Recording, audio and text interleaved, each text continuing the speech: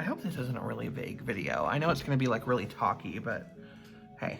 Hello everyone and welcome back to my story. For those of you who don't know, my name is Harley Nouveau and the purpose of this channel is to document the journey towards my North Star while hopefully helping you find yours along the way. If that sounds like a place for you, then please subscribe to my channel and add your name to the storybook that is my life. In today's chapter, we're going to take a walk down memory lane, if you will. If you recall, for those 5 of you that were here for my New Year's Eve / New Year's Day video for 2019, I was like half undressed in a bathroom at like midnight when I recorded it, and I just talked about my resolutions for the year. I don't know why I always record these whenever people are already sleeping, but I guess that's just the way I roll. That's not what this video is going to be about. I am going to have another video coming out tomorrow where I will kind of talk about where my New Year's resolutions ended up taking me and then my plans for the future.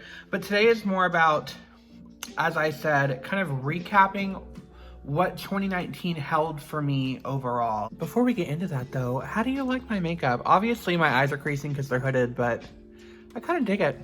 I don't know why I did this beauty mark thing here. I think I had like a pimple or something. I don't know. Also, I apologize for like the horrible lighting and setup right now compared to the past few videos. I was gonna record this while it was daylight outside because I am in front of a giant window, but I got distracted doing makeup for other people.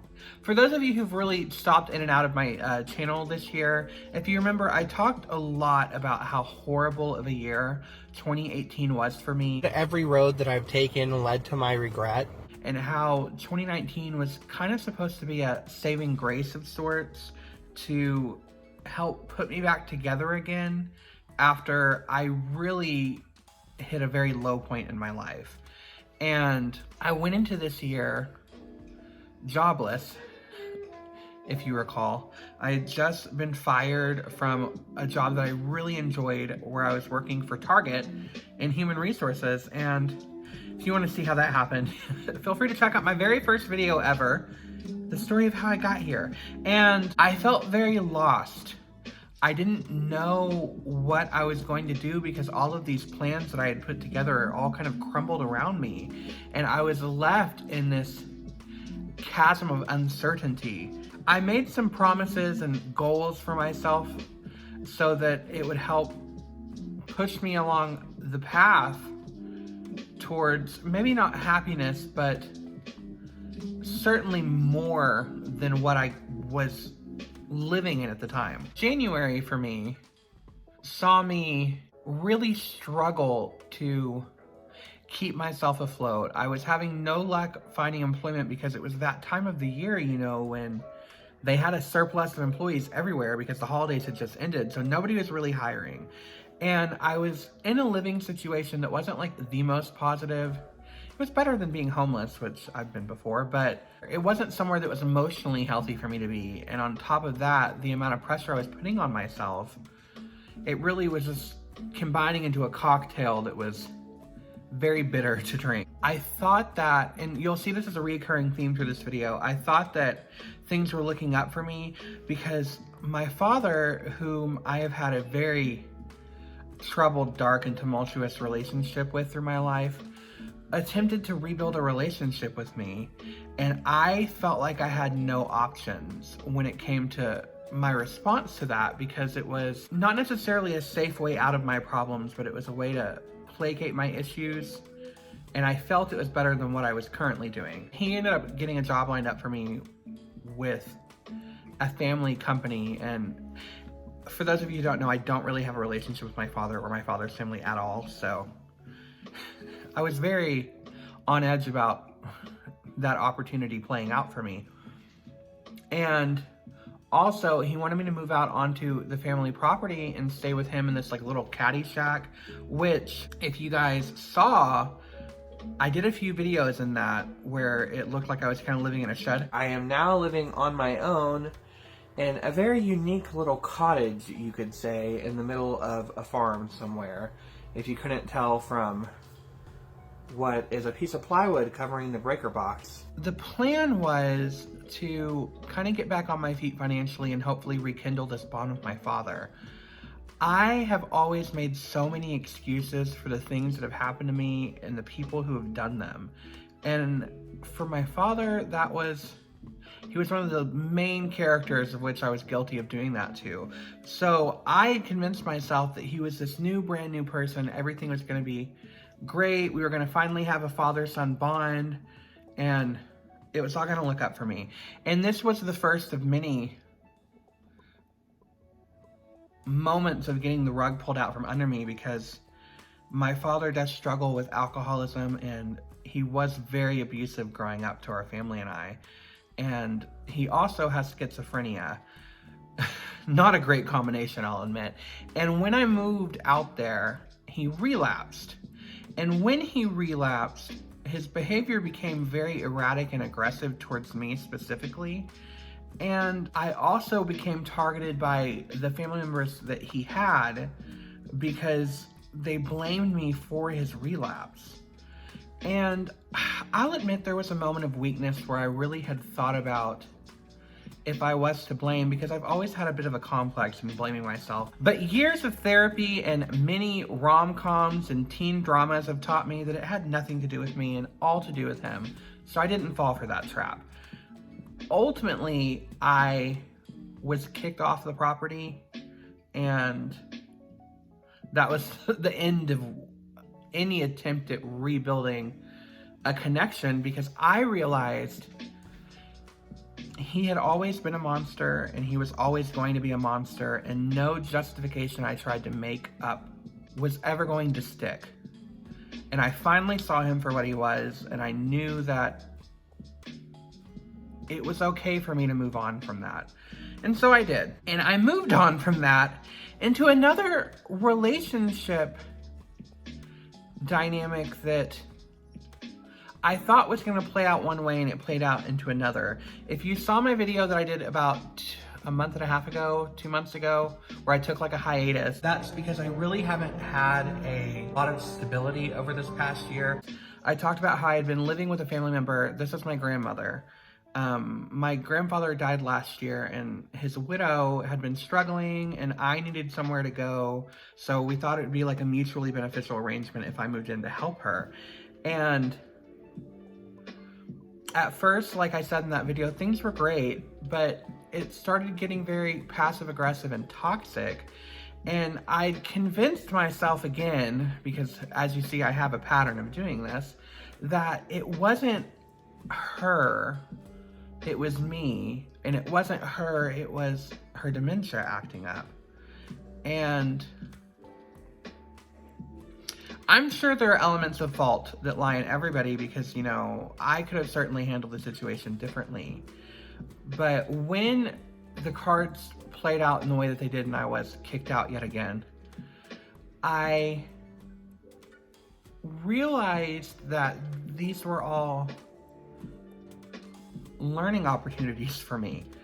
You know, something Jasmine always tells me, that I give people way too much opportunity to hurt me, especially my family. They're kind of like my Achilles heel. And even though I'd never had a good relationship with any of them, I still bent over backwards to try to maintain a semblance of a relationship, because that was something I always felt like I was missing. I never had that connection, and I would look at other people and I would see their families. I would see all of these memories I didn't have, and I wanted that. And because I wanted it so much, I allowed myself to be the victim of so many situations. And I don't believe in victimizing yourself. It's one thing to be a victim, and it's another thing to play the victim. And I had a tendency of putting myself in situations that forced me to play the victim. I've used the word victim like 40 times now. It hurt because growing up, the one person I really felt like I had a good relationship with in my family was my grandmother, my step-grandmother, granted, but I'd always been told that she was a snake and that she was two-faced, and I was like, no, people just think that because my family, as I've told you guys in countless videos, they're all very cold, and they're all very demanding, and they're all very mean. They like to hurt people.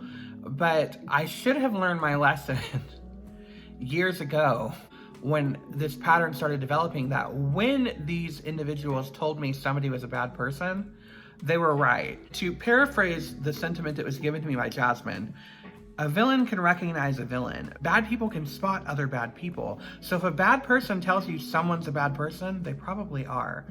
And I learned that through so many different examples these past 2 years. The few lifelines that I had, I realized weren't lifelines, they were anchors. And it caused me to really reevaluate myself as a person and how I handled the world around me. For the year of 2019, emotionally, I feel like I've set myself free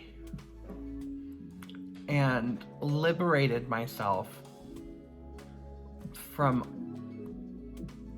all of these things and people that wish to harm me. And I finally started to learn how to put myself first. I knew going into a lot of these situations, like I was saying, that they weren't the best for me, but I didn't have any other options. If I had, I would have never been naive enough to do that, but it was kind of like, damned if you do, damned if you don't. And I was damned, for sure, if I didn't. Through all of this, I struggled with that fundamental question that was in my mind when the year began. Like, what is my place? What is it that I'm meant to do? Like, what is the direction of my life? Where is my North Star located, and how the hell do I get there? And the possibility of going back to school was pitched around. For those of you who don't know, I did go to college for 4 years for studio art. I didn't graduate, but I got really close. I have like literally 2 classes left. But to me, again, that was always a safe option. I knew I needed to go to college. I had a really good opportunity to go for a low amount of money. I didn't really want to be there, but it was just kind of easy, so I took it. And I know, as a lot of people who have studio art degrees will tell you, unless you're going to be a teacher or a museum curator, it's a very useless degree. So to me, the whole thing was a waste of money. And it made no sense for me to go back to finish the 2 classes to get the degree that was ultimately going to be useless when it came to what I could have done with it, apart from saying, hey, I have a college degree. And I don't want anyone to think that I'm telling them not to pursue education. That's not what I mean. But if you're going to pursue something, really look at what you're pursuing and make sure that it's what you want. Growing up, I had always really wanted to work in specific industries. I wanted to be an actor. I wanted to be a performer. I always had kind of an enjoyment for makeup, but I never really dabbled in it because I grew up in a conservative home.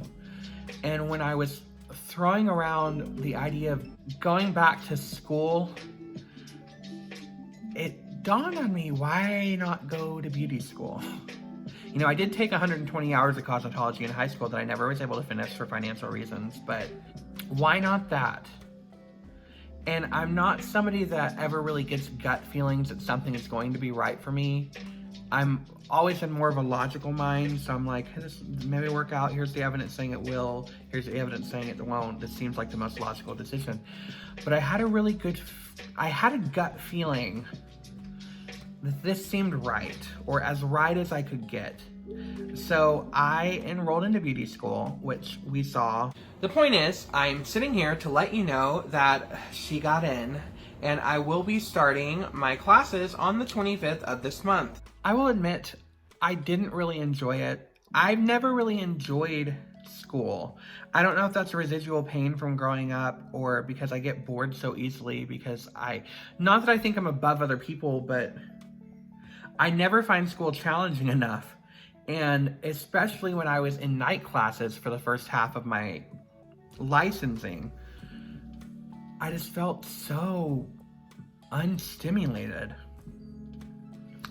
And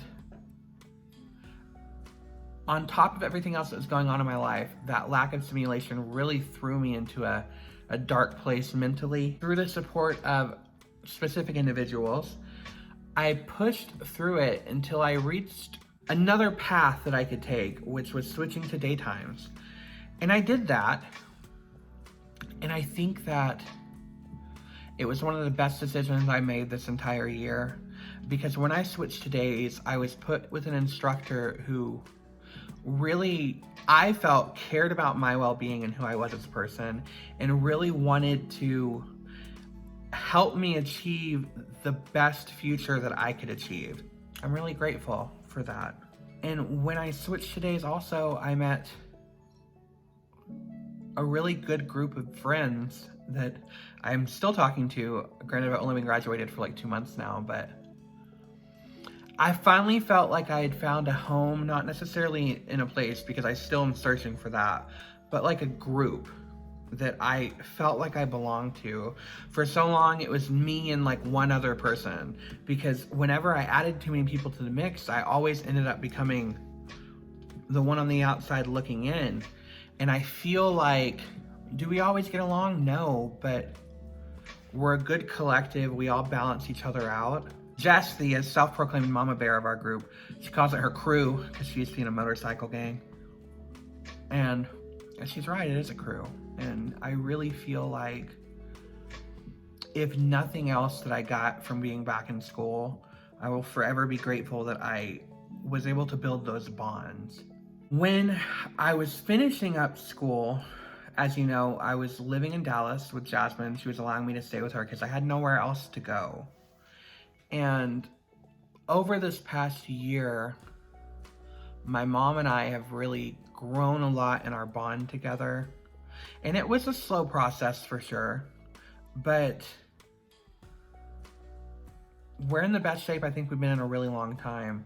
And I knew that staying in Dallas wasn't really going to be an option because I hadn't found employment yet, because I was waiting on my license and nowhere was really paying well enough. And I didn't want to put my friendship with Jasmine in a position where it could be compromised because she felt like she was forced to help me, and I didn't want to feel like I was intruding, because it's not like she had some grand castle. She has a 1-bedroom apartment. And my mom flips houses, as you might know, because I've said that this is a show house. There was an option for me to come stay in this house as long as I help keep it show ready for when it sells. And I saw that as an opportunity to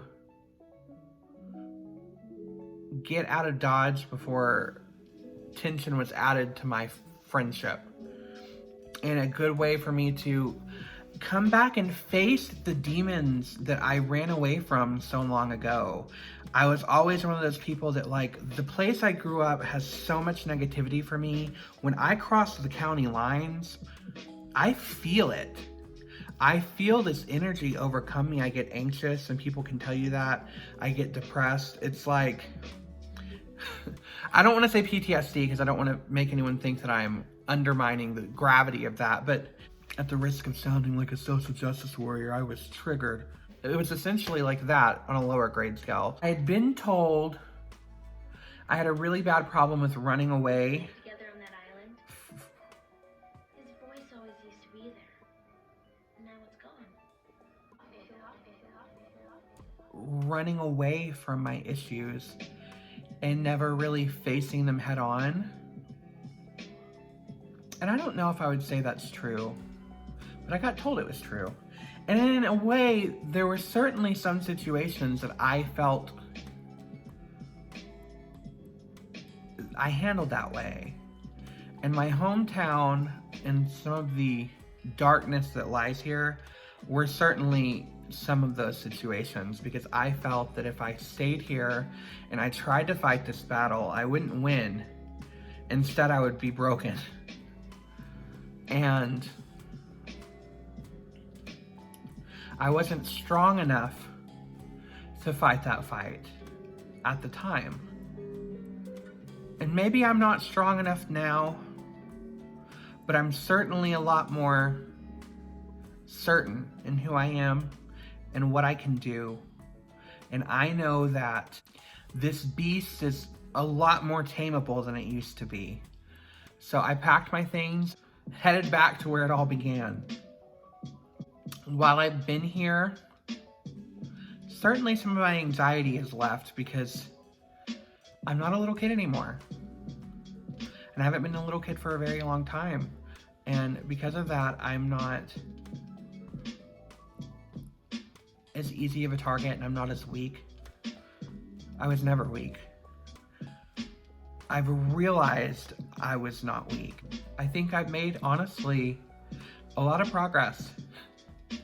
I think actually, for the most part, I've reached a point, a pinnacle, of where I'm not sure how much upward I can go at this point. Because over these past 12 months, from doing this with you guys, from really taking all of these leaps of uncertainty, I have learned compassion and love for myself. I've learned confidence in who I am and what I have to offer. I've learned what I am worthy of. And I think that there's always room for growth, but I have achieved an identity on the inside that I didn't think I would ever be able to have for a really long time. And though what preceded all of this growth was so dark and overwhelming, it led to something so bright and liberating. I've had such a rocky journey this year, and I haven't reached my North Star yet, but I can see it on the horizon. There are things I have to do first to take care of that, and I realized coming into this year that I was a bit ambitious in what I wanted to do and how I wanted to grow as a person. And instead of really focusing my energy at specific goals, I just tackled everything at once. So I achieved none of it, for the most part. Actually, I did achieve some of my goals, which we'll talk about in my next video, but 2019 was not a good year by any stretch. But it was a year that was needed. And I don't think I'd trade that for a lot. I've met so many wonderful people. I ended up finding a job that I really enjoy and that I think is really gonna lead me to good places because of some of the risks that I've taken. And I've built some very important bonds with people, including myself, that when I look back on the pain and the ache of the past 12 months, makes it all worth it. I hope that your year was as fulfilling to you as it possibly could have been, and if it wasn't, make next year be that year for you. Make the most out of the time that you have, because you never know how much time you have. And I want to be able to say, unless of course I'm like struck down really quickly and I don't have a moment of clarity before my death, I want to be able to say, I did all that I could possibly do and I made the most out of the experience of life that I have. But yeah, Happy New Year. This will be up tonight, so if you watch it tonight, hey. If not, I will catch you in the next decade. Hopefully you will like the changes that are inbound. That's all that's written in today's chapter of my story. As always, I am Harley Nouveau, and I wish each of you every happiness until our stars next align.